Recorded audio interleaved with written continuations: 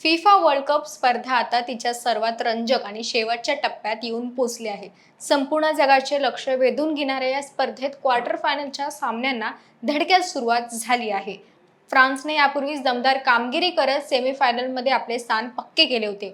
त्यानंतर साऱ्यांच्याच नजरा लागल्या होत्या त्या दुसऱ्या क्वार्टर फायनल सामन्याकडे, जिथे स्पेन आणि बेल्जियम हे दोन बलाढ्य संघ समोरासमोर ठाकले होते. लॉस एंजेलिस स्टेडियमवर खेळल्या गेलेल्या या अतितटीच्या सामन्यात स्पेनने बेल्जियमचा 2-1 असा धुव्वा उडवत सेमीफायनलमध्ये दिमाखात प्रवेश केला आहे. आजच्या या व्हिडिओमध्ये आपण या थरारक सामन्याचा संपूर्ण थरार आणि स्पेनच्या ऐतिहासिक विजयाची रंजक गोष्ट जाणून घेणार आहोत.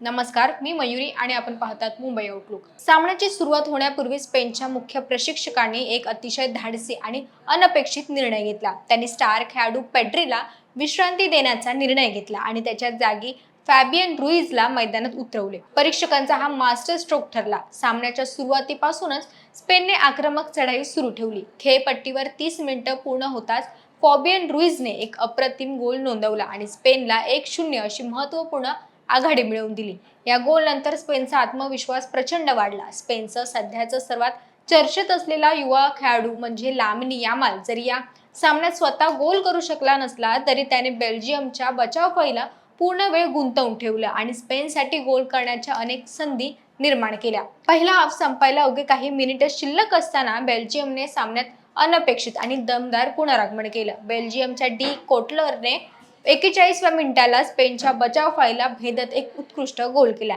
या गोलमुळे बेल्जियमने सामन्यात 1-1 अशी बरोबरी साधली. पहिल्या हाफच्या समाप्तीनंतर दोन्ही संघ बरोबरीत आल्याने दुसऱ्या हाफमध्ये सामना कमालीचा रंगणार हे स्पष्ट झालं होतं. दुसऱ्या हाफमध्ये दोन्ही संघांनी एकमेकांवर गोल करण्यासाठी प्रचंड संघर्ष केला. तब्बल 30 मिनिटांहून अधिक काळ दोन्ही बाजूंची एकमेकांनी हल्ले परतवून लावले आणि सामना एक्स्ट्रा टाइम मध्ये जाणार असे वाटू लागले. सामना 1-1 च्या बरोबरीत असताना 86व्या मिनिटाला स्पेनने मिकेल मोरेनोला सुपर सबस्टिट्यूट म्हणून मैदानात उतरवले. मैदानात उतरल्यानंतर अवघ्या 2च मिनिटात म्हणजे सामन्याच्या 88व्या मिनिटाला मोरेनोनं फुटबॉल विश्वाला चकित करणारा निर्णायक गोल केला. मोरेनोच्या या जादुई गोलमुळे स्पेनने 2-1 अशी विजय आघाडी मिळवली. बेल्जियमच्या संघाला उर्वरित वेळेत ही आघाडी मोडून काढता आली नाही आणि पंचांच्या अंतिम शिट्टीसोबतच स्पेनने या सामन्यात 2-1 ने बाजी मारत सेमीफायनलचे तिकीट मिळवले. स्पेनसाठी हा विजय अत्यंत ऐतिहासिक आणि खास आहे, कारण या विजयासोबतच त्यांनी सलग 36 सामन्यांमधील आपली अपरिचित आणि विजयी मालिका कायम ठेवली आहे. आता सेमीफायनलमध्ये स्पेनचा महामुकाबला थेट बलाढ्य फ्रान्स विरुद्ध होणार आहे. सध्या हे दोन्ही संघ अतिशय घातक फॉर्म मध्ये आहेत, त्यामुळे हा सामना या वर्ल्ड कप मधील सर्वात रोमांचक आणि हाय व्होल्टेज मुकाबला ठरणार यात काही शंकाच नाही.